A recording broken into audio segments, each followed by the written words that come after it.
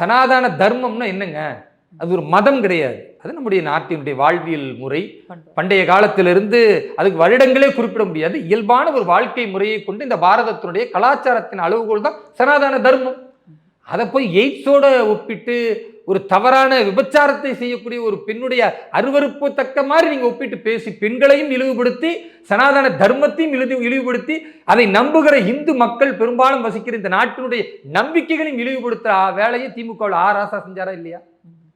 உதயநிதி ஸ்டாலின் செஞ்சாரா இல்லையா? திருமாவளவன் செஞ்சாரா இல்லையா? பிறகு என்னத்தை இவங்க திருநீர் அழிக்கிறாங்கன்னா இவங்களுக்கு பக்தி இல்லைன்னா நீ யோக்கியம் தானப்பா, யோக்கியம் உண்மையை பேசுன்னு சொல்றோம். திருமாவளவனும் திமுக காரர்களுக்கு உண்மை பேச தெரியாது, நடிக்க தெரியும், பச்சோந்தி வேஷம் போட தெரியும். கொஞ்ச காலத்துக்கு முன்னால தானே இதே திமுகவுடைய தலைவர் ஐயா ஸ்டாலின் சொன்னார், எங்கள் கட்சியில் 85% இந்துக்கள் இருக்கிறார்கள்.